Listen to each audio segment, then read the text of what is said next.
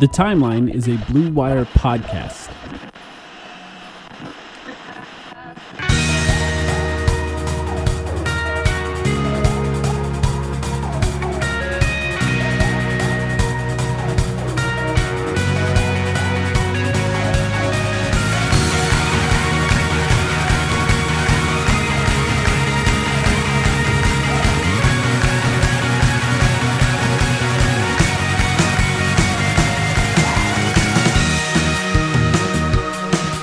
Welcome to The Timeline, a Phoenix Suns podcast. My name is Mike, here with Sam. Sam, it's draft time.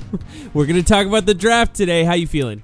I'm feeling good. I had a good Memorial Day weekend. I hope everyone out there did as well. And yeah, we are 4 weeks from the NBA draft. Am I right about that? I don't even know the exact date. No, about that, yeah. It's like a month, yeah.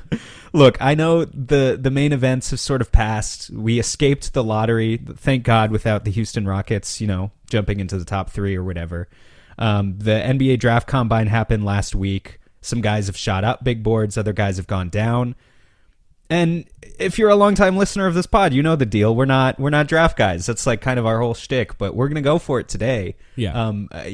Both Mike and I did some basic research yeah. to try and like scope out guys who we anticipate being available around where the Suns are going to pick. And obviously at the same time, Mike, also understanding that like we don't know exactly where they're going to pick. Ostensibly, they're going to pick at 29th and 52nd. Those are the two picks they have going into the draft. But given all of the volatility around the KD situation, other guys on the roster who could potentially be traded, like they could end up anywhere. And so, yeah, I'm ready to talk about some of the research I did. Before we get to the draft stuff, I do want to just sort of touch base with you on the conference finals and some other Suns related stuff that we have that's going to be coming up this week as well. Just how you feeling about the conference finals so far? We just watched that Timberwolves OKC that now OKC's up 3-1 now in that series. We got a Knicks win in the Eastern Conference Finals. It feels like we're barreling toward what would be considered like a David Stern nightmare finals, which would be OKC versus Indiana, but is kind of basketball wise kind of fun, I guess. Like I don't really mind it. I'm enjoying watching both of those teams. Maybe OKC a little less than Indiana, but I just think they're pretty good, man. They're good. Who, Indiana? Yeah, they OKC are. too. OKC? Yeah. No, I guess I was rooting for Minnesota to eke out Game 4 last night, just so that I want as long a series as possible there. If OKC is going to come out of that series, I at least want them to have gone through a 7-game rock fight where they're going to be tired for Indiana or New York, to be honest with you. But yeah, it's been good, and obviously I don't care about the ratings. Like this is not a conversation that.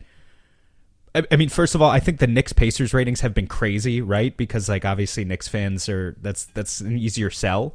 Anytime the Knicks are going to be deep in the playoffs, yeah. But also like this is not a conversation we have about football, right?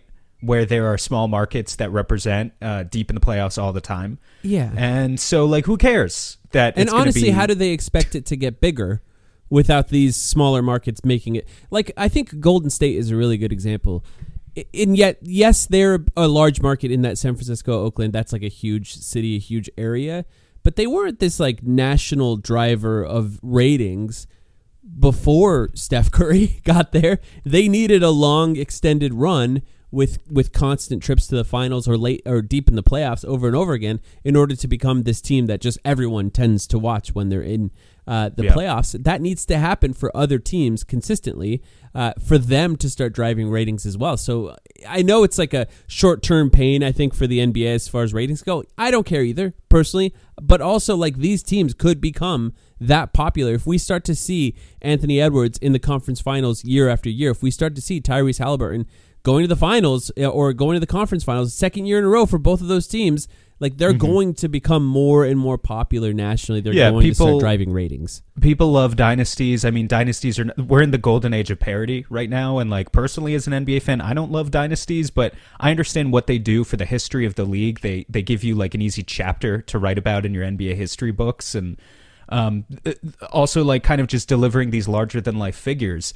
I think what's interesting, I don't know if you saw this, but I saw oh God, I don't even remember if it was a Reddit post or like a TikTok or something, but someone talking about Instagram follower counts for the NBA right now, as the NBA is generally such a like, obviously they're obsessed with very ratings. social media forward. Yeah, exactly. They're social media forward. I mean, like at a certain point, if you want to justify these contracts of, you know, certain guys getting Shea signing an extension that gives him $80 million by the end of the 2020s or whatever per year, then that needs to be based in something. And if it's not going to be based in ratings, it needs to be based in projected growth through like social media figures.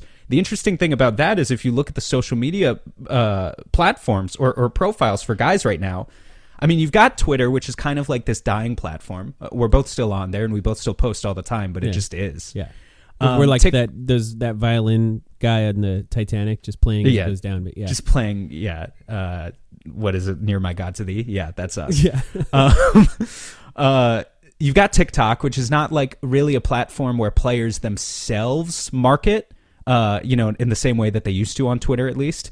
And then you've got Instagram, and players are certainly still active on Instagram. But if you look at the most popular NBA players on Instagram, it's like LeBron has over 100 million followers. Mm-hmm. Steph has like 25 million.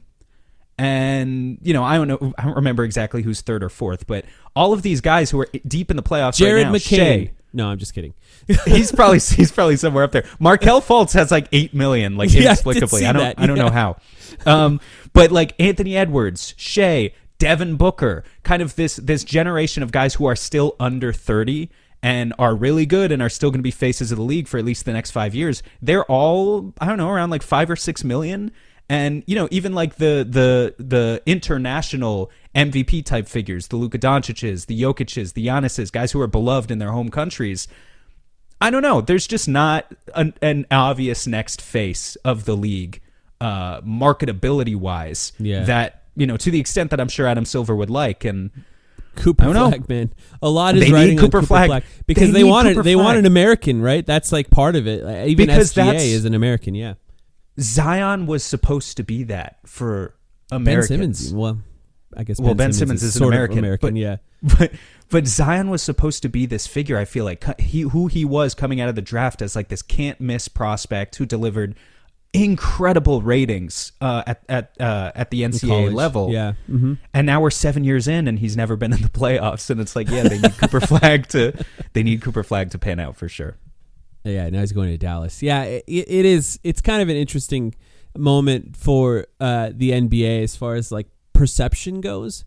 But the basketball's good. It's been good. Like, I'm enjoying watching a lot of the games. I think maybe the first round was the most exciting. The first round, I think, is underrated in general in that there's so much basketball. So obviously the cream of the crop rises to the top. You tend to remember the best of the games in that first round. And then as it went on, it's gone really well. I think there was a moment where I was like, oh, cool, the Western Conference finals is just going to be boring. But then it got a little interesting. Obviously, Minnesota blew them out in game 3, and then we had finally a close, interesting game where a fan stepped in to try to take the last shot in this last game. And at least that one was close, and we're seeing some interesting basketball there, although that series itself, not going to be surprised if it ends in 5. Minnesota maybe not as good as they looked against the previous few teams once they actually came up against a really great team. Although OKC's defense is like another level right now. But assuming we do get to OKC Indiana in the finals, which we don't know, like who knows what's going to happen, specifically in the Eastern Conference. I think OKC's all but guaranteed, but you never know with the Eastern Conference. How do you feel about either of those teams? Who are you going to root for? Probably Indiana. It's impossible not to, right? It just feels like they're just so improbable as the team that's going to go to the NBA Finals, and they've pulled out so many insane wins. I mean, if I wanted to be, I don't know, if I wanted to be super obnoxious too, I could talk about how, like, their passes per game and they play the beautiful game and whatever, right? Like, it's sort of the 2020s version of the San They Antonio are doing it with the power of friendship. It is the team that's doing it with the power of friendship. That's fun. It sort of does in feel a way, like OKC's last game exemplified what Big 3 basketball is, in that they were carried by their 3 best players. And yes, they're all young, and 2 of them are on rookie contracts and whatever. But like, it is kind of funny. People talk about the Big 3 era dying, and then they're like Big 3 showing up for OKC at the same time. Indiana's success sort of does feel like the not even the next generation, but like 2 or 3 generations removed from 7 seconds or less Suns basketball, where like imagine if Mike D'Antoni played a 10-man rotation and asked his players to full court press. And it would be, so obviously there are a couple of differences, but it's like they share a common thread in terms of the way they play and the way they're captained by Halliburton versus Nash. So yeah, impossible not to root for that team. OKC's going to win though. It sure feels like it. Yeah, it definitely feels like it. A couple other things before we get into draft names here. Shams Charania was on ESPN today and was just talking about the Spurs and what to expect from the Spurs in the offseason. He said Wembanyama is expected to be ready to go at the beginning of the season, which is good news for the Spurs and for the NBA in general, that blood clot is not going to be something that impacts him long term. We hope at least, and at least not this upcoming season. The Spurs also have the 2nd overall pick. We talked about that with the lottery. And they also own the 14th overall pick, which must be the Hawks pick. I'm not sure how they got that one, but I think it might be a Hawks pick. Yep. And he said that they could look to try to make some sort of win now move, mention Giannis, but then also pivoted to saying that the Spurs and Kevin Durant had mutual interest at the trade deadline. So this is something that Shams Charania said today, which I'm glad we waited to record today so we could talk about this. But I think this is particularly interesting because from all reports, the Suns were going to trade KD without talking to him at the trade deadline. I mean, that's like what we heard, right? But we have also heard since then that they're not going to do that in the offseason. They're going to work with Kevin Durant to find a home for him where he wants to play, which I think in some ways does sort of zap the leverage of the Suns. But for a guy that only has 1 year left on his contract, you kind of have to do that. Like the Suns had the opportunity of trading him with 2 potential playoff runs in him, with their last one, obviously an extension notwithstanding. Now they only have 1 under contract, and then, of course, if he chooses a team, he can sign an extension with that team the moment he gets there. So I think this is kind of the first time that we've heard, if this is true, and I'm interpreting it just how Shams Charania said it, right? KD is also interested in the Spurs, or at least was, at the trade deadline, close to where he went to college, and obviously playing with Wembanyama and a good team.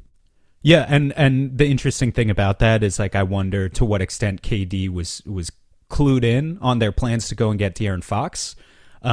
Frankly, I don't know if there is any long-standing relationship between Fox and KD, but like you can just kind of see the way that trio, if you got them together, would fit on a basketball court in a way that's like, just better than the way that Booker, Beal, and KD were able to fit. I mean, playing with Wemby is such a privilege in and of itself. He covers so many defensive holes for you. He's capable of spacing the floor, but he's also a monster finisher at the rim. De'Aaron Fox would just be like constant rim pressure. And then KD can just, I don't know, like there's not necessarily, like he can get, he can be the closer. He can get his 25 a game. There's just not sort of this pressure on KD if he was in that San Antonio ecosystem to be a constant source of advantage creation by himself. Now, maybe that's still how he views himself on offense. Like that's the role he wants to play. Personally, I feel like, asking him to do that is where the Suns got themselves into a lot of trouble in the first place over the past 2 years. And his best chance at winning another championship is to go to a team where he doesn't have to do that. And in San Antonio, I think he could be the closer, but overall for 4 quarters, I don't think he has to be that guy. Yeah. I mean, I think it's a great fit. Technically, the key is for the Suns, as we've talked about, exactly. Like, let's get something here. Right. And I understand there's the Giannis factor. You're kind of competing with maybe the Spurs want to go get Giannis, but as we've talked about in the past, because we've made these mock trades before, if the Spurs go and get Giannis, they're giving up everything. They're giving up this. I would presume the 2nd overall pick. And Stephon Castle and maybe Devin Vassell. I mean, they need to match salaries too, right? So like they're giving up salaries. They do have Harrison Barnes. They do have Keldon Johnson. So they have the ability to go out and match some salary through role players like that. But like if you get Giannis, you got to give up everything. If you get KD, you can give up less. I will concede that. But you're still giving us something. We're not allowing a situation for San Antonio and for KD. I don't care if he wants to go there or not. And like, obviously he wants to retain as much talent on the roster where he ends up going as possible so that he can win. I get that. But like, okay, KD can go to San Antonio. They don't get to then also keep the second pick and Devin Vassell and Stefan Castle and like, you know, just totally have their cake and eat it too. They need to give Phoenix something of value in return. And like, for me, it's great if these two teams, you know, have an open dialogue and are having a conversation. But like KD for a package of Harrison Barnes, Keldon Johnson, and the 14th pick, just so you get something in the lottery, for me, that doesn't, you know, that's an offensive offer. And so I think there are certain offensive offers that San Antonio could give the Suns that I don't care if KD wants to go there. I'm just not taking that. You know what I mean? Their most tradable contracts are Devin Vassell, $27 million next year. Harrison Barnes, expiring $19 million. Keldon Johnson, $17.5 for next year and the year after. Vassell, by the way, has 3 more years, so 4 years total after, including next season, I should say. On his contract, I do think that the players that they would want to move in this trade would be Harrison Barnes and Keldon Johnson. I think if you include Vassell in a trade, which, by the way, KD doesn't exactly replace what Vassell's doing. That's a guard, right? So, I mean, they have the second overall pick, though, so they can pick a guard with that pick, and we can talk about who that would be. But if it is Vassell, like if it's Vassell, then you could probably do Vassell, Harrison Barnes' expiring contract, and then you try to get the 14th pick and maybe a future Hawks pick or something. I think that is acceptable. Look, I would still love to have the second pick. I did the trade a week ago too, right? Wasn't that last week where I said let's loop the Jazz in on this and see if the Jazz can trade up for the second pick and we get 5th. So you know, look at third teams. How can you loop in a third team to try and maximize your return? And the third team that I've done with the Spurs in the past was getting Trae Young, right? Where you return the Hawks picks back to the Hawks, and then you try to get Trae Young, send them whatever, Castle or whatever you can get. I guess probably not Castle, so some version of Vassell or Barnes or something. For the Suns, I think it's interesting if you say we don't want Vassell because honestly, they do still have Bradley Beal and Devin Booker under contract. Vassell plays the exact same position as them and does not exactly have the size to play up, which the Suns are already lacking in size. So can they find a third team for Vassell that makes sense? I think they probably could. He's signed for a long time and on a pretty team-friendly deal if he stays healthy, which he's struggled with in the past. But say they take him out of it. At that point, you're saying Harrison Barnes, Keldon Johnson, and what? Right? They have a team option on Sohan, so I think you could probably get Sohan. I'm not sure they see him as part of their future. It's also not the most exciting prospect for the Suns. I think he's kind of interesting, but, you know, the real question is Castle the sticking point for them now that they have the second overall pick? Because if Castle's not a sticking point for them now that they have the second overall pick and you can get some version of Harrison Barnes, Keldon Johnson, Castle, maybe the 14th pick at that point. Castle is and the that 14th enough? pick would be great. Yeah, Castle and the 14th pick would absolutely speak to me as a Suns fan. I think Castle's great. I think he has a lot of potential. At the same time, speaking from San Antonio's perspective and why I don't think they should just like desperately cling to him if it means that they can get, you know, when they can get KD or Giannis even of all people. Like, Castle just won Rookie of the Year in one of the weakest classes I can remember ever. He is a great player, don't get me wrong, and he's young. He's a good player. Well, it's to be determined if he's great. No, he's a great prospect. He's an okay player. Yeah. That's really what it is. He's young, and so the guy I'm about to compare him to is a bit disrespectful because I think this guy was 24 when he won Rookie of the Year, but he basically just had a Malcolm Brogdon Rookie of the Year season, you know? Like, it wasn't like he exactly set the world on fire. And so, yeah. In that case, they keep Vassell, right? So they have a starting 5 of De'Aaron Fox. Yeah, and you go Devin and Vassell, Kevin Durant, Victor Wembanyama, and whoever you put. And you go and take Dylan Harper, and like you're fine. You know, like they can't have everything. They're not allowed to have everything. And it's an interesting team because Brian Greger, you need to do your job. And I think he'd probably sign an extension there, and then potentially just retire there, close to where he went to college. He's got a lot of fans in Texas still.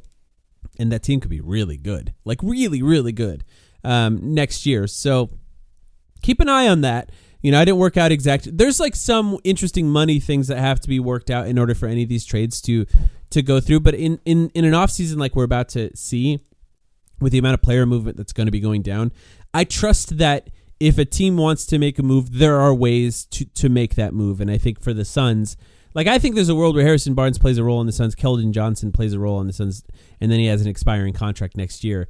Like, they're playable players that can play on the Suns next year. Not exciting, but if you can get other things attached to that, yeah. If you can get other things attached to that, that's what you need. You need Castle to make it exciting to sell to fans, or you need multiple good picks, including a rookie that comes out this year for it to be exciting. You either need to sell the fans on the future, or you need a guy of the caliber of, Sabonis, Trey, Markkanen that we've talked about in the past, like someone you could sell as a number 2 to Booker. You can't just trade for a bunch of really high floor, low ceiling 28-year-old role players, or else good luck selling season tickets. Imagine calling up season ticket holders and saying, hey, our starting front court is going to be Keldon Johnson, Harrison Barnes, and Nick Richards. What do you think of that? Like, are you ready to sign up should I sign you up for a half season package or a full season package? Jesus Christ. I watch every game of Hot this dogs team, will be free by the end of the season. and the idea of that front court makes me want to kill myself right there. So I'm sorry. It's just, we need something better than that. I understand if you want to compete next year, but you need something that could be better conceivably in the future. Anyway, let's move on to coaches. Yeah, let's just quickly talk about that. The Suns don't have a coach still. I mean, that's really the only news that we have to talk about. I think that we are likely going to hear who that coach is going to be by the end of the week, is my guess. That's sort of what has been hinted at by anyone who's reporting on it. The guys that are left over, we mentioned these on our Patreon podcast too: Micah Nori, Chris Quinn, Jordan Ott, Sean Sweeney, Dave Bliss. These are all guys rumored to be left. They're supposedly whittling it down to as little as 3 candidates who are doing a final interview, and then they're choosing from those 3 candidates. Gambo has really been talking up Sean Sweeney, Chris Quinn, I think are the 2 guys that they've been talking up more specifically. Jordan Ott is the MSU guy still left over. I think that's worth mentioning and pointing out, because like that could be the thing that's the most important here. And then we know Micah Nori still coaching in the Western Conference Finals with the Minnesota Timberwolves, and Dave Bliss also coaching in that same series as an assistant coach to the OKC Thunder. So having to do Zoom interviews from their hotel room Wi-Fi, right? Or something. Exactly. I don't know. I don't know exactly how. Or maybe they'll fly that. out to them, right? I mean, it's maybe they'll possible, meet in Michigan or something as well. So yeah, we know that those guys are left over. We don't know who it's going to be.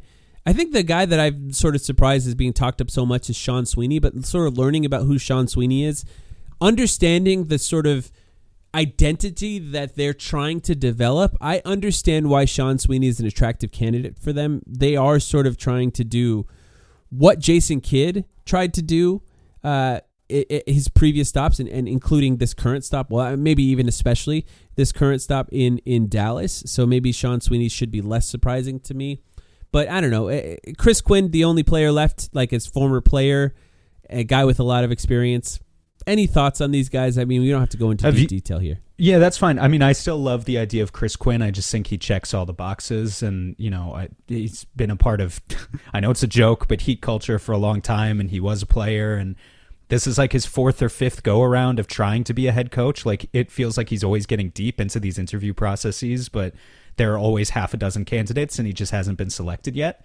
So, I think he's earned the right to be an NBA coach, and I'd be thrilled to have him. Sean Sweeney, I have you learned anything about Sean Sweeney in particular through Gambo or other people? Like, I think we talked about he apparently had a great relationship with Giannis, which of course is fun to speculate on because Giannis is supposedly being traded, but that's something that was talked about, and it was involved with the defenses. Apparently, just is Jason Kidd's right-hand man. That's kind of what we know about him. Yeah, I worked with Jason Kidd 3 times, and, I read an article from Dwayne, I think, covering him, where Dwayne Rankin from the AZ Republic, about how, sources say he's a great work ethic and whatever, but that doesn't really tell you much.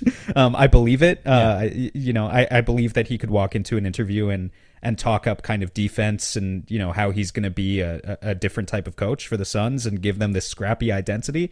But still, I just would love to know more if he's advancing to the final round here. Yeah, I as well would like to know more about that. So we'll see. We'll see who ended up. I don't know if we're going to get the final 3 candidates, again, like we're in a reality show contest here. But I just would rather just sort of know who the final coaching candidate is and just decide based on that. So we'll see. what this ends up being. Would any of these disappoint you dramatically, I guess is the question. Jordan Ott, of course, there would be the automatic assumption that it's MSU related. I think that's a little unfair to him after learning more about him, but it's hard not to think that would be the reason he got the job if he does end up getting the job. So I agree that it would be hard not to. He is just automatically going to be associated with that, and there's just no way you can't make that association based on what we've already seen with Ishbia's decision making. That said, of the 5 guys who are reportedly remaining, I don't think there's any catastrophic hire you could make here. I mean, maybe that will be a bad call of mine in hindsight, and a year from now we'll be talking about another fired coach. Yeah. But I think of these 5 guys, they're 5 reasonable names. All of them have worked in the NBA at the very least for like a decade.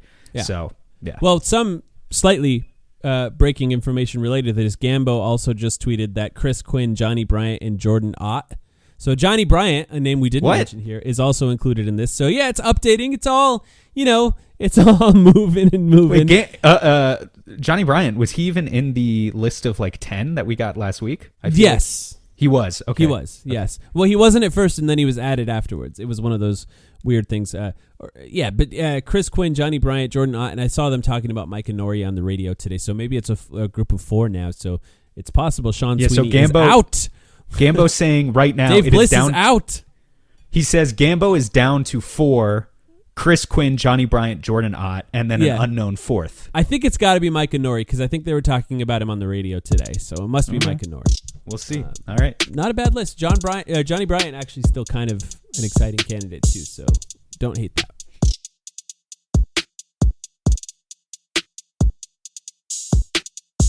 You're going to run out of coffee at some point, so you might as well order some now. Take out your phone, go to your computer, go to alchemyroaster.com. That's alchemyroaster.com and buy some coffee now. Alchemy Roast is a Metro Phoenix-based coffee roaster that focuses on the transformational process of coffee from seed to cup. They're about more than just coffee.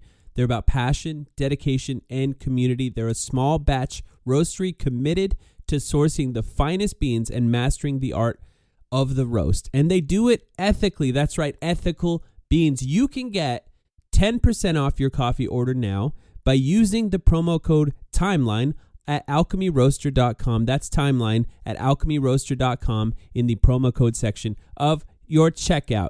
Get some great coffee, support a local Phoenix business that makes excellent coffee, and support us on the podcast by using that promo code. That's alchemyroaster.com, promo code TIMELINE for the best coffee you can get. Listen, life's all about leveling up. Whether you're handling business on the field or kicking it in your zone, you like to celebrate with cigars that match the moment. That's why you should link up with Famous Cigars to bring you a wild deal. Right now, you can grab 8 premium cigars for just $8. You heard that right. 8 top-rated cigars at $1 a stick. Top quality brands like Oliva, Romeo y Julieta, and Davidoff. Handpicked just for you and worth over $80. Hit up famouscigars.com/cam and lock in this exclusive deal. While you're there, check out their insane selection of premium cigars, all shipped fresh and fast from their massive 20,000 square foot humidor. That's half a football field. Famous Cigars has been in the game since 1939 and still family owned. So celebrate every win with the folks at Famous. 8 cigars for $8. famouscigars.com/cam.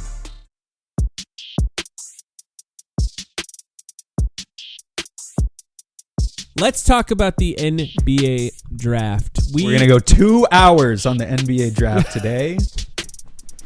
So I want to start. I will be reading out the Ringer NBA.com's, the Ringer.com's word for word.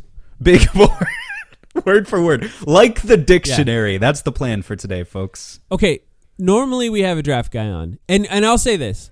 We will still have a draft guy on. Someone who actually spends a lot of time with the draft to talk about this. Someone we would consider more of an expert. Can I just give one shout out to our old friend, Richard Stamen, Richie, a.k.a. Mavs Draft, who works in an actual scouting job now. So our draft guys have betrayed us by taking an actual paying job instead of doing spots on our podcast for free. He graduated from basement blog boy and had to get himself a real job, and we're not allowed to talk to him anymore. We're floundering now. Like, we're just out there like a fish just sort of out of water, flopping back and forth, trying to find a new draft guy because we don't have our friend Rich anymore. But I want to start. So you and I just found some names that we're going to mention just to throw them out there, just to put them on the radar, and then we'll get deeper and deeper into the draft as we get closer and closer to the draft. So we'll start with some names. But I want to have a quick conversation on what you think the Suns should be looking for in this draft first, because I think this is actually where I'm more interested in what you think, or I'm curious where this conversation is going to go, because there's this sort of general consensus that I see around that the Suns just need to take the best wing that's available, period. And I guess my question is, do the Suns have enough talent to not just take the best player available regardless of what position that player is at? Yeah, no. So we'll start here. Like, we all see the Suns roster at the moment. There are a million holes on this roster, guys. We all know that. It's I mean, maybe they have pretty good shooting at the moment. I would say we do have good shooting, right? We call them efficiency merchants for a reason. They shot the ball well when they actually took shots, took threes, and even from mid-range too. But like, all sorts of holes when it comes to defense, rebounding, playmaking. I understand the desire to just want to wing, and indeed, a lot of the guys I'm going to talk about here do happen to be wings. But I would break it down like in slightly more specific terms. For me, it's not about a wing for the Suns necessarily, but it's not exactly about best player available either. It's athleticism. That's what I want. Okay. It could be athleticism in different forms. It could be athleticism when you talk about, a guard who's super shifty. And, maybe a little long, but also like shifty and bouncy and has this potential like that you could see them maybe one day as a primary creator. That's a type of important athleticism on an NBA team. It could also be athleticism in the form of, that I think a lot of people are thinking about, these 6'8", 6'9" enforcer wing types, or even like these gargantuan centers, right? So it could be athleticism at any position. But when I try and put myself into the brain of Ishbia and Gregory and Bartelstein and whoever else, and when they talk about, wanting this scrappy identity for the Suns next year and to really give the fans something to be proud of in a way that we didn't see at all in the 24-25 Phoenix Suns, they need athletes. They need an injection of youth and energy and guys with high motors. And like, that's what I'm looking for. That could be at point guard, that could be at center, it could be anywhere. But that is what I'm looking for, personally. Yeah, the team itself, if you're moving on from the KD, Bradley Beal Suns, which, regardless of if they keep them or not, they're moving on from it because it doesn't work even if they keep them. They don't have a point guard of the future, like a prospect who could be the point guard of the future. They don't have a center of the future. You can say it's Oso Ighodaro, but he's just not big enough to be a starting center of the future unless something dramatically changed. Maybe he's a forward of the future. They don't really have like a guy who could develop 40% 3-point shooter next year. Yeah. Calling it. He'd have to remake his shot from the ground up. They don't have like a scorer who could be like a scoring guy of the future, if you will, like someone who can create shots consistently, because Ryan Dunn is their potential wing of the future, but he's not going to be a guy who's ever averages 20 points per game or anything like that. So it's just an interesting thing for me where, I don't know. Like, I think there is a world where it's so hard to get an athlete that's 6'7", 6'8", 6'6" without shoes, if you will. That if you can find that in the draft, you just take it and hope it works out, because they're probably not going to be available via trade or via free agency very often. So you just kind of have to find that guy in the draft and see if you could develop him, take that risk. Yeah, so I understand that perspective. But also, like, we should be very clear about the Suns have the 29th pick. At least that's our starting position. Right. And I think they can get a good player at the 29th pick, absolutely. But the 6'7" freakish athlete, 6'7" freakish athletes who also like really produced in college, like were all conference players, those guys go in the top 10 or They top do. 5. And well, they don't even go. if they didn't, they don't go 29th. This is a good place to start with Cedric Coward, okay? Because I do want to talk about him. He was one of the players I had. Each of us we sort of did our own draft, if you will, of players to talk about on this podcast. And Coward was someone I wanted to start with, if only to mention he only played 6 games in college for Washington State. He was sort of considered, the best kept secret of the draft. Cedric Coward, for those who don't know, 6'6" with a 7'2" wingspan. So just start there. 6'6" without shoes, 7'2" wingspan. Like, that is a prototypical wing defender in the NBA as far as his size. And he looks like one when you watch him play. Strong guy. I don't have his exact weight in front of me, actually. I thought I wrote it down. But strong guy, big, athletic, and also can shoot. Like, he's a good shooter. He only played 6 games, so we can't really point at his college career and say definitely evidence he could shoot. But if you watch the film, he looks like a good shooter. 213, which is, thank you. That's solid size. That's like a solid size for 2-3. a guy who's like 19 years old, right? And also in the combine, he shot really well. So you have a little more evidence of his shooting there in the combine. Now, before the combine, projected to be around where the Suns are picking. Even before that even happened, it was rumored that he could go higher and higher and higher. Post-combine, people are saying lottery pick for him. Now, if he does fall, because this is a weird draft where, like, the mock drafts are all over the place from my research today. Like, you have the Ringer posting guys somewhere. You have ESPN posting them 10, 15 picks apart. And then other websites, Sports Illustrated, wherever you look. Like, the players are kind of mocked all over the place in the second half of the draft. So it's possible he falls to the Suns, by the way. And if Cedric Coward does, you take him automatically. Just take him. He's an awesome player potentially. And like, as far as the types of wings you can get, because of the lack of games that he played in college, you have the potential of taking a guy who is better than where he's being picked. But the secret's out on him pretty much already. Like, and I just don't think he's going to be available at the Suns pick. But he does look awesome. Don't get me wrong. Yeah, there were some people who were kind of early on it. Like, I remember a few weeks ago, like Kyle Mann of The Ringer and Zach Lowe, in the little bit of tape that he watches, was already talking about Cedric Coward. He was like, this was back when Coward, in most mock drafts was around like 30th or something, and it was pre-combine. And Zach Lowe's talking about on his podcast, he's like, I like Cedric Coward. Why aren't more people high on Cedric Coward? And then the combine happens. He measures a 7'2" wingspan. He shoots like 80% on threes. And now he's 15th on the Ringers. I'm just going to use the Ringer because it's just one data point, but it's easy. The Suns could get that 14th pick from San Antonio, so it's like worth mentioning him anyway. But he's 15. He's shot up to 15th on the Ringers big board as of today. These numbers just updated today. And so, yeah, I think he's probably out of reach if you're at 29. But if you want to have a tier of just like, if something miraculous happens, you have to take this guy. I think he absolutely deserves to be there. He's just going to be an awesome wing. My guy for sort of that proposition of just like, he's 22nd on the Ringers big board, but like if he's there at 29, I think you just take him, no questions asked. One of them's going to fall, right? Some of these guys are going to fall. But yes, go ahead. I don't know. We'll see. Rasheer Fleming is the guy I would look at.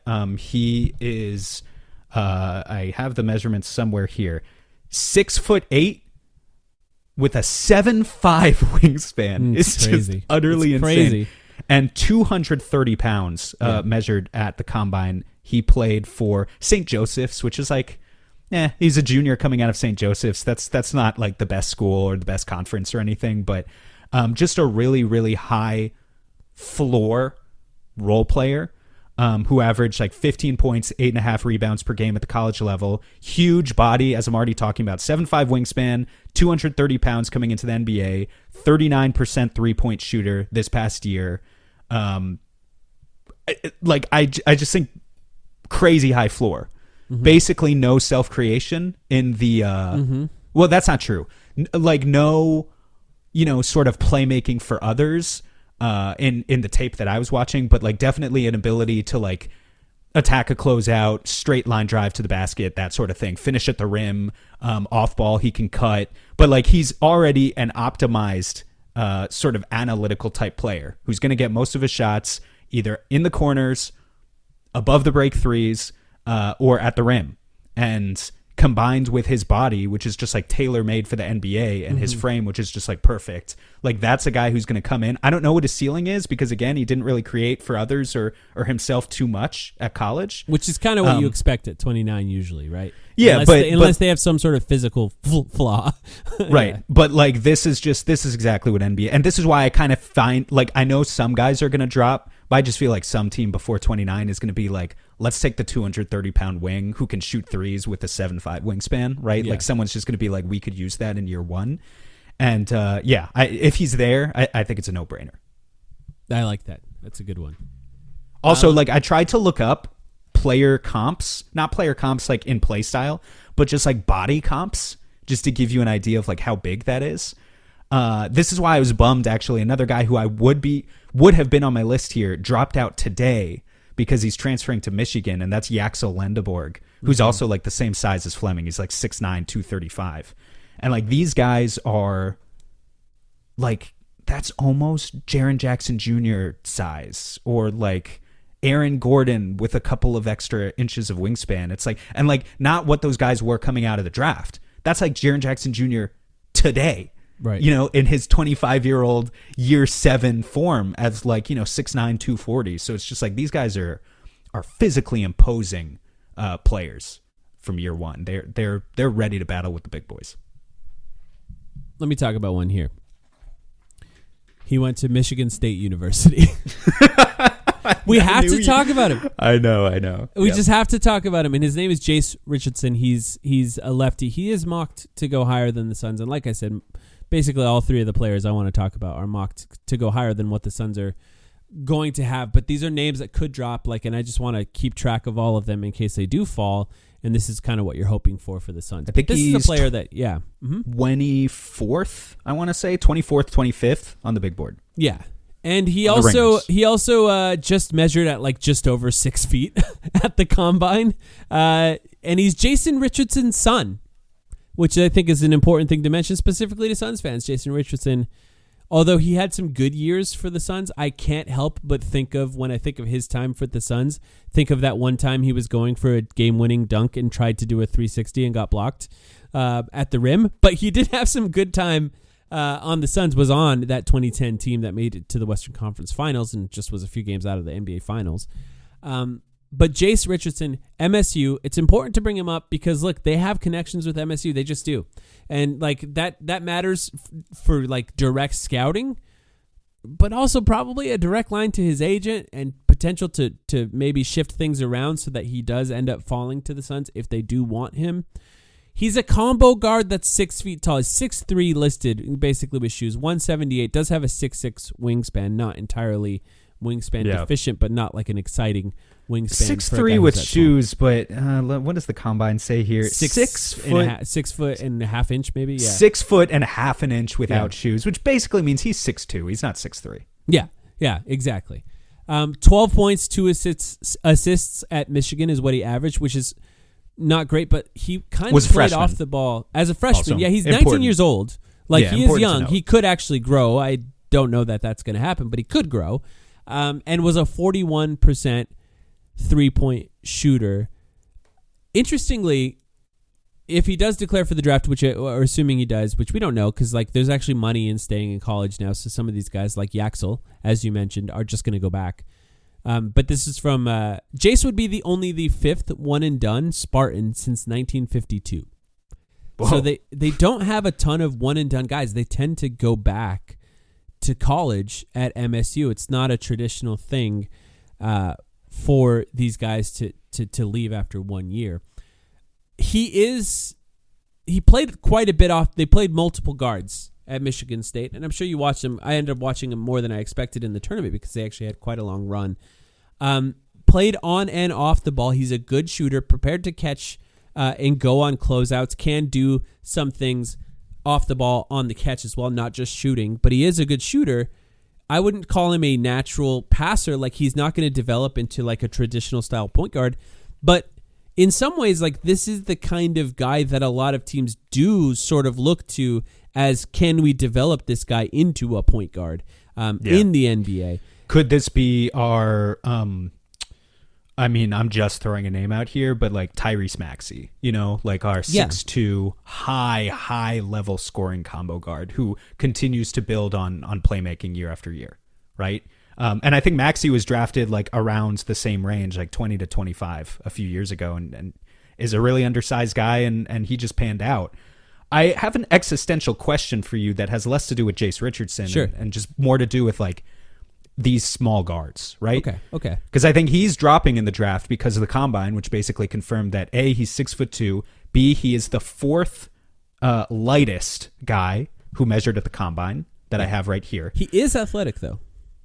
But but he's small. I mean, he's small. He's athletic, but size. Can you imagine? I'm sorry, but like Jason Richardson, the former Sun, was one of the greatest dunkers I've ever seen. And like Jace Richardson, from what I've seen from him, he's a two-time dunk champion, if I'm not mistaken. Yeah, he is. Yeah. Some would still call him among the greatest dunk contest competitors ever. Maybe after Vince Carter and I don't know, Aaron Gordon or Zach LaVine or something. Like he's right up there. To be that guy's son and be 6 foot basically just sucks. Yeah. That just sucks because he might be athletic, he might be shifty, and he's a great shot maker, but he's not athletic in the same way. He's just not. Anyway, my existential question for you: there's so much talk right now about the importance of size coming back in the NBA, and like more physicality is being allowed, and everyone wants to have the Rasheer Flemings that I just talked about, right? Like or like the Boston Celtics draft strategy or the Toronto Raptors draft strategy of how many 6'7", 7 foot wingspan guys can you stack onto a roster. On the one hand, I agree with that. I do think it's important, and the importance of those players isn't going away. On the other hand, as a counterexample, you look at the conference finals right now. Yeah. And are we not guards are back? Are we not seeing physicality is allowed? Yes. But there are exceptions made to protect small guards in the NBA still. Jalen Brunson, and so, SGA. Yeah. They just TJ McConnell is kind of playing awesome right now, and he's the smallest guy that plays. And in some ways, like what Jace Richardson's ceiling is could potentially be like a guard that comes off the bench and changes up the pace and shoots 8 times in a short stint or something. But yeah. I think where it always just comes down to me and why I'm ultimately scared of Jace Richardson. I mean, I know there's some self-creation on his tape, but like not a ton of pick and rolls though. Exactly. And I think like if you're a small guard who's shifty and a good shot maker and whatever, and like also you were the guy in college, like you were the playmaker, you were used to seeing different types of defenses. He does play off the ball, which but go ahead. But this is what okay. So let me just say this: at 29, sure, yeah, absolutely, take this guy. That's fine. I guess I'm more sort of like when I'm talking about kind of my like theoretical question is more like if you had a lottery pick, do you really want to gamble on a really undersized guard who's also an off-ball guard, or at least was an off-ball guard in college? That's the main question. Weird. That seems strange. No, 100%. I actually do agree with you there because like what is the role of a 6'2" off-ball guard in the NBA? If you can be like a top-tier defender, failure. Like a top-tier defender, then you find, you go play on, with Paolo or LeBron or Luka, okay? And then you're Derek Fisher, basically, right? You're the modern Derek Fisher, and that's kind of your goal. And you can thrive on teams like that if they have multiple larger shot creators, because you can be someone who dribbles the ball up, passes it off, and makes a 45% corner 3-point shot, and can occasionally attack off of the closeout and find. Yeah, I mean, you're like Fred VanVleet or something. Maybe is like the high upside play there. I don't know. Yeah, he can dribble and play out of the pick and roll, but it's just like I don't know those. But sort of 19. Off ball. Sure. Look, I'm not even overly excited about him. I just thought, who's the highest rated Michigan State player? We have to talk about him. That's kind of how I approach this, right? So, like, I'm not overly. I also don't think that it's impossible for him to be an effective NBA player, right? Because I watch his film and I'm like, okay, he's kind of awesome. Like, he can do some things that make you think he could be an effective NBA player, but you can't teach size. And unless he grows, I think it's going to be difficult to say that he's going to be a great NBA player. And if the Suns end up picking him, like as a 29th pick, if someone like Jace Richardson falls to 29, they pick him in a vacuum. Not a terrible pick.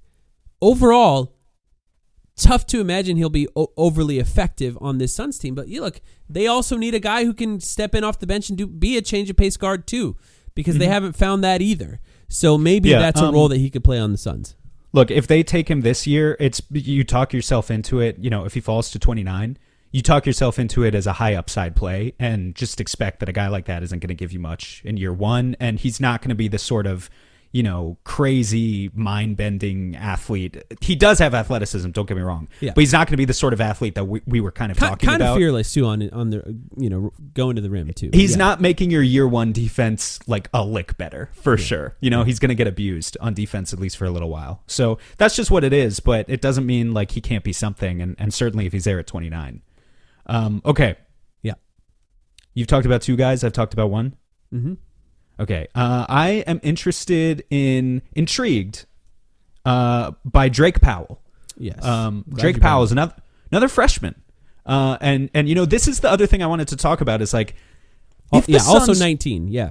Yeah. If the Suns were an actual contender and like we're actually worried about like how do we, maximize the ability of winning multiple playoff series around Devin Booker next year, then maybe there would be less focus about this, and maybe it would be more like, let's just draft the best 22-year-old. But we're so far removed from being in that mindset. We need to think about guys. I'm open. Give us a future, is what you're saying. Yeah. Well, I'm open to taking a 22-year-old. Rasheer Fleming basically would be that. Yaxel Lendeborg, if they had taken him, if he had stayed in the draft, would be that. But I'm also open to a bit of a mystery box, and Drake Powell is that. He shot up to 21st on the Ringer big board post-combine because of these measurements that he posted. And let me just, because like previously I saw him mostly in, I don't know, late first round or second round. Yeah, the 40s. Boards. Like a lot of the picks had him in the 40s. Yeah. 6'6". Let me pull up the weight for you because I don't remember. But he's 6'6", 200, I believe, is what with the 7-foot wingspan, 200, which means he can. I think 7-foot wingspan, important. Yeah. 7-foot wingspan, and I think 200 pounds is the bare minimum of what a wing needs in year one to compete, and not just be like totally pushed around. Here's what's crazy: standing vert of 37.5 inches, 4 inches higher than anyone else in the entire combine. Max vert of 43 inches, I think 43.5. Top 10 in lane agility, top 10 in shuttle run, top 10 in sprint time. Like, this guy is a 19-year-old athlete. Top of the class, like top 3 percentile athlete. And 43-inch max vertical, yeah. Yeah, that doesn't always mean a guy's going to become a good basketball player. It doesn't, and so the reason, I don't know what Drake Powell is going to be, because he was a freshman at North Carolina, which is obviously that's a really good conference and a really good program that you're not just going to get a ton of reps as a freshman unless you are a high level recruit. He only averaged 7 points per game. He wasn't like doing crazy stuff off the dribble and like, really showing this capability at the college level of like dominating his conference or anything. And so he is very much a tools player rather than current production. Kind of feels like a James Jones type pick, other than the 19 years old. In that he doesn't really turn the ball over. Like that's I don't know what a James Jones pick is anymore. Well, I mean, like they're usually like wings that are relatively tall, have a pretty good wingspan, don't turn the ball over, which has been like consistent with the types of players that he picks. Like that's a big one. Is that they're smart enough to not turn the ball over. Low volume in terms of like only 95 3-point attempts on the entire season because, again, he was a freshman playing 20 minutes a game. He shot 38% on threes, and like had solid defensive stock numbers, nothing crazy. But like I think this is a guy where if he stayed in college for 3 or 4 years, eventually he would be posting that crazy statistical production that you would expect. It's just in year one, wasn't ready for it. And in year one in the NBA, will he be ready to make real impact? Maybe not. But with those measurables, that's a guy you can bank on for 2, 3, 4 years from now. And I would be very intrigued. People I trust seem to like him. So that's a good sign, I think, in his favor. And that's a player that should be or could be available around the Suns. These combines sometimes have less of an effect on the overall draft than you would anticipate. Like usually the larger body of evidence that comes before that is the season, has a larger impact on the actual draft order than the combine numbers. And if they were just based off the combine alone, he would jump up there. definitely jump up there in the overall draft order.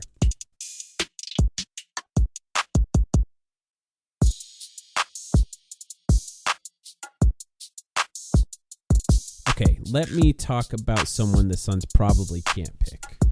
But I want to talk about him anyway because there's a potential that the Suns do move up in the draft. We talked about having the ability to trade with San Antonio, for example. Or maybe there's just a small chance that this guy drops dramatically. And his name's Colin Murray Boyles. I just wanted to talk about him because have you watched any of him? Yeah, like 10 minutes. I mean, dude is huge. A YouTube video, but he is huge. Yeah. He is so huge. And I just watching the way he plays defense, I'm like, this is what they were talking about.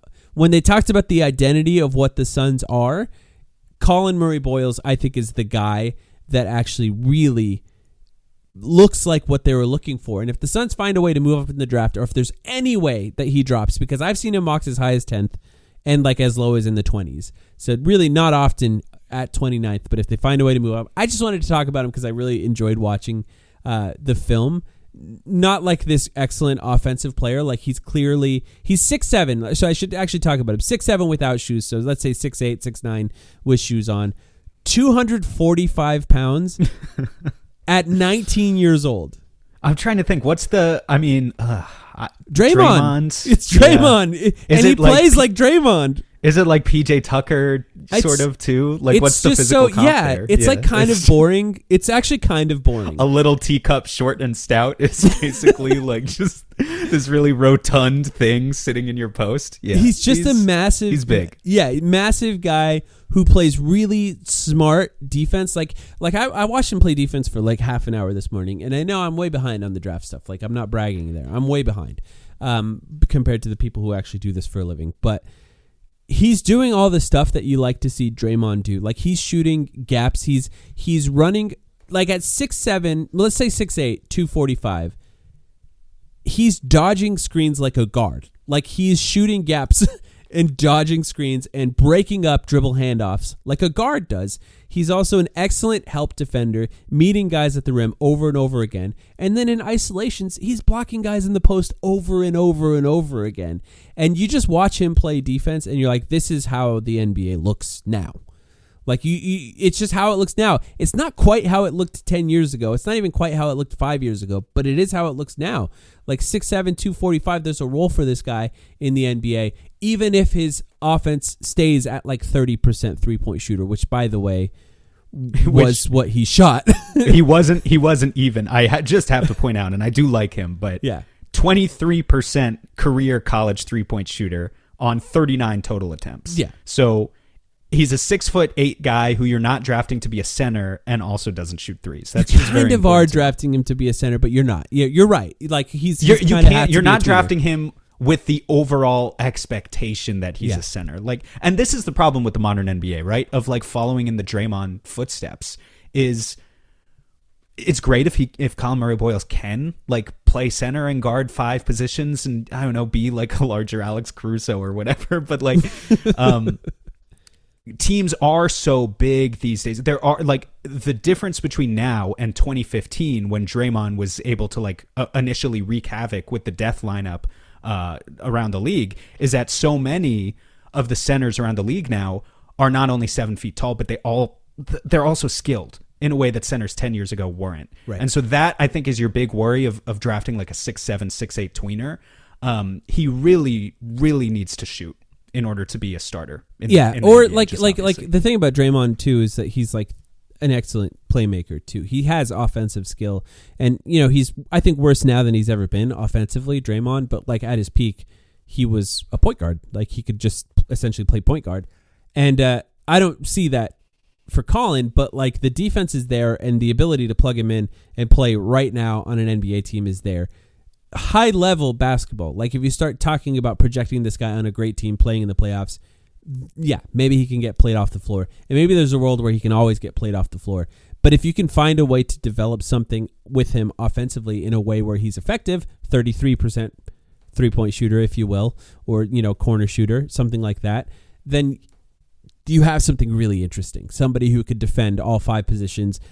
It's really, really, really smart defender from what I've seen, and it can be effective on offense. But like, he's good enough that I think he's going to go earlier than the Suns are. But like, if there's a world where he's dropping, he falls because of what you're talking about, like the offense not really being there. Like Ryan Dunn, by the way. That's what happened to Ryan Dunn. You got to take him. You got to take him. I think this is one that's like obvious to me. The film is fun. For those who don't know anything about him, watch it. It's fun. Yeah, no, he's definitely fun. You should watch him. Of all the guys we've listed so far, like, let's just be honest, most of them are being mocked, more in the 20-ish, 25-ish range than all the way to 29. So I think most of them were talking about, like, if this guy falls, if that guy falls. Powell might be a little bit more of, like, he could realistic. Just straight up be there. Yeah. And the last guy I'm going to talk about should definitely be realistic in the 29 range. But are there any of these guys who it's not just, like, if they fall, but it's, like, I would trade up for this guy? Like, if... Colin Murray-Boyles is there at 20, or Cedric Coward is there at 20. Coward, maybe, yeah. Actually, would you trade up? I would potentially think about it for both of them. Yeah, I think I would. I mean, they're just crazy. They're crazy. Coward is like Coward is like prototypical role player potential. Like, he could be like a really excellent role player with a higher upside. He also, what I like about Coward too, in comparison to, I talked about Rasheer Fleming and like not creating for himself a lot. On Coward's tape, he was kind of a post-up guy. Yeah. And like, granted, I don't know how much of that translates to the NBA where like you don't have the physical advantage anymore on guys, but like, it's something, that like being an efficient post-up guy in college, mid-post, you're 6'6", you've got a long wingspan, you can shoot over the top of guys. Like, I don't know. Like, he has all the tools. Line, right? You look at the Jimmy Butler tape, right? If you can turn those post-ups into free throws, then yeah. Or I think about, like, Mikal Bridges becoming kind of like an automatic mid-range guy to where he's not like your go-to scorer, but he's more than just a standard role player. Right. He's like a supercharged role player, right? And maybe Cedric Coward has that same skills package. The last guy I want to talk about, and then, are we going to go over on time? Yeah, we are, because you have a trade to talk about. We're spending more time on the draft than I anticipated, but that's good. I like it. That means we actually did our research, at least a little bit. The last guy I want to talk about, he's 33rd on the Ringers big board. I definitely think is probably the most realistic option of who we've talked about today. And his name is Miles Byrd. And he is, where did he play? San Diego State. That's where it was. I forgot. Miles Byrd out of San Diego State. I need to pull up the measurements for you. I'm sorry. I think he's 6'6", 180 pounds, 6'10" wingspan. And all you need to know about this guy is he's not really a pure wing. Like, he's not like these other guys where you play him at the 3-4. He's more of a 2. Yeah. Maybe can play up to 3. But like, this is the defensive playmaker of the draft. Per 40 minutes. This is the Ryan Dunn of the draft, basically. This is the Ryan Dunn of the draft. If Ryan Dunn was not like shorter, but like thinner, and you envisioned more of like just another Ryan Dunn specifically to guard point guards and shooting guards. That's who this is. And he more than has the size for that. I think like if he was 2 inches taller and had 15 more pounds and on his weight and 2 more inches on his wingspan and all that stuff, there's no way we'd be talking about him as potentially a second round prospect. He'd be going way higher. But it's just the fact that maybe NBA scouts are evaluating him more as a point of attack defender or like an off ball, interceptor, and not a guy who can actually guard like 4 or 5 positions and just like switch absolutely everything. But 2.8 steals per 40 minutes, 1.4 blocks per 40 minutes. Only shot 30% on threes in college this year, but I will point out he took a lot of threes, including a lot of deep threes, which I think is encouraging. This is not like a case like it was with Ryan Dunn, where Dunn just didn't take them in college. Miles Byrd took them. And so, he has a willingness to take them with volume, including sometimes off the dribble. And I think like he shoots a solid free throw percentage too. So there is potential to work with. But if you're just talking about, let's get a guy who can hound the other team, play full court press, like, shoot the gaps and like, get us some transition points, OKC style, including like, imagining him playing with Ryan Dunn at the same time would just be like super, super fun. I think Miles Byrd will be there. And I think that's the guy you take. Yeah, that's a good one. I definitely looked at him as well. I think that's probably, more of a realistic one. Him, Drake Powell are probably going to be there. The rest of them, like Coward, I think we're pretty definitively saying that he's not going to be available. Yeah, Coward Chase probably Richardson, not. I think, could fall. Like, I actually think there's a world where he does fall to like 30th or something. But yeah. Bird also has a solid assist turnover ratio. Again, he was a shooting guard, not a point guard, but solid assist to turnover ratio. Took a lot of threes, like I said. The high level outcome here, if I want to throw an NBA comp on it, maybe the reason I thought about him in the first place, Dyson Daniels won most improved player this year. And part of me was just thinking when that happens, like, man, what if Devin Booker got to play next to a player like Dyson Daniels? Wouldn't that be really fun? And so that's part of the inspiration here. Not saying that he will be that, because there's a reason he will go 29th. But yeah, you want a lot of steals, you want transition, you want fast break points, you want to give people a reason to actually sign up for season tickets. This would be a reason. It's a good one. I have a trade. I know we're over an hour already. It was my week to do a trade. I can never say no to a trade. Okay, so let's still do it. Okay. I had one goal in this. I think you'll figure it out. I'm going to do it quickly. It's a 4-team trade. Okay, Memphis gets Kevin Durant. Hornets. Is it a variation on Ja Morant and Zion? No, sort of. No, not quite. Okay. Not quite. Okay. Charlotte Hornets get Dwight Powell, Spencer Dinwiddie, and Luke Kennard. I think you could put together who the fourth team is here. The Dallas Mavericks get Santi Aldama and Royce O'Neal. And the Phoenix Suns get Jaren Jackson Jr., Miles Bridges, and Max Christie. All three guys went to Michigan State University. Oh my God. Look, there's only like 4 or 5. There's a little more NBA players that went to Michigan State University. And I thought, how many can I get to the Suns in one single trade? And this is, let me sell it to you a little. You're gonna have to. Memphis gets KD, so right, they still have Ja Morant, and like a pretty good team, right? They can put together a pretty good team. I mean, KD's just a better player than Jaren Jackson Jr., and they're trying one more time with that core, but now they have like a true superstar to pair with their team.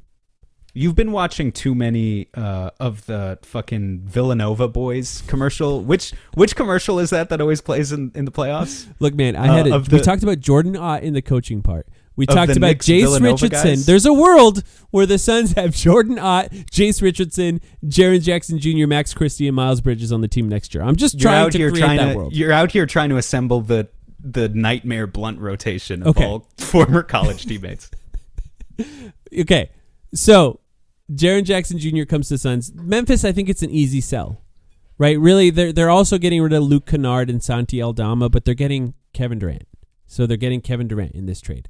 For the Hornets, I think there's just a world where they're just done with Miles Bridges and they just want to get off of him. You know what I mean? Like, and so they don't get overly exciting here, but they get expiring contracts: Spencer Dinwiddie, Luke Kennard, and Dwight Powell. So they're done with him. Miles Bridges is no longer on the team. They can just sort of move on from that era. Honestly, too old for their core anyway.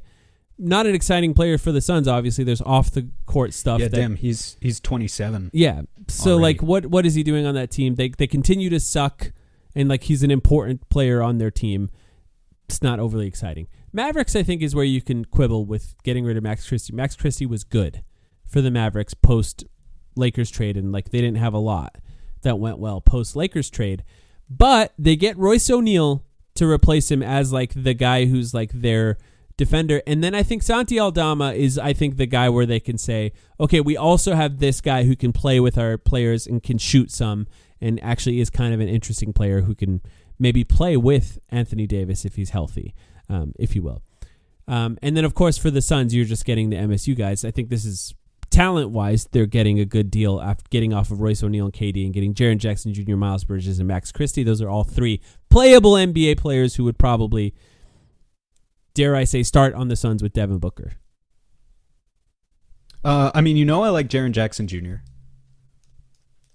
I could take Max Christie. Yeah, I like Max He's young, Christie, too. Yeah. He's young. And he played well He did. post trade. He was shooting like 50% from three. Yeah. I would rather not take Miles Of Bridges. course Can we not. Can we just cut Charlotte out of this trade? Sure. And then what does it look like? Of course, nobody wants Miles Bridges, but that's why I think the Suns might get him. Do you know what I mean? Like, I'm not excited about this. I Mike. just think there's a world where the Suns end up with Miles Bridges. Because, by the way, they were rumored to be interested in Miles Bridges immediately after Matt Ishbia bought the team. He's a former MSU guy whose value is lower than his total talent because he's kind of a dirtbag off the court. Yeah, he's a shithead. Yeah. Okay. Congrats. I guess. Look, hey, you find a way to bring Draymond Green in instead of Miles Bridges. That's the other MSU guy. Well, wasn't there someone else who went to Michigan State? Gary Harris. That we could talk about. Hold on. Let me pull up the list. There's someone else. Gary Harris, I think, is maybe the next best player besides Draymond Green. Draymond Green's the obvious like MSU guy that's available. Xavier Tillman, is he still in the league? Yeah, I think he's on the Celtics. He was with right? Boston Yeah. this year. I mean, he might be a free agent. You could probably get him for a minimum. He took 32 threes with the Celtics this year. Hooray! You know how many he made? 13. 5. Okay, let's. I would take him over Bridges. Okay, fair. Hey, I'm not saying you should be excited. I just try to think of a stupid way to get as many. No, MSU I know. players I in the mean, team as look, possible. it would make the Suns. It would make the Suns better. Let's be real. Yeah. But Jaren Jackson Jr. obviously is the real prize there. Mm-hmm. There it is. That's my trade of the week. Thank All you right, for I feel like playing along. We're running out of prompts. I'm gonna have to think of something for next week. It's if we're nice to gonna have keep it. this I'll going. say, like, my goal was how many Michigan State guys, like, and work backwards from there. That's a nice way to approach the trade machine now that we've done. I don't even know how many. 10 of these already. Yeah, I think it might be like 12 Yeah. at this point. We've been doing it for months as a ending segment. All right. That's our draft talk. That's our trade of the week. We appreciate you guys for listening. We'll have more on the draft as we get closer and closer. I'm sure we'll hear some news about the coaching search soon. We'll be on deck to record about that whenever it happens. We appreciate you all for listening. Check out alchemyroaster.com, by the way. Buy some coffee. Use promo code Timeline.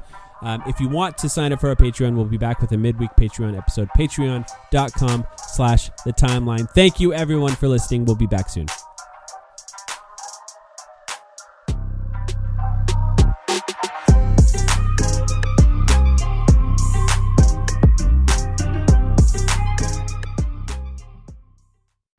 For over a century, Johnny Walker has shared its bold spirit with the game of golf. Now, crafted with Devereaux Golf, Johnny Walker introduces the Johnny Walker Blue Label-inspired Sunday Golf Bag, elevating the game with sleek design, Blue Label hues, and refined gold accents.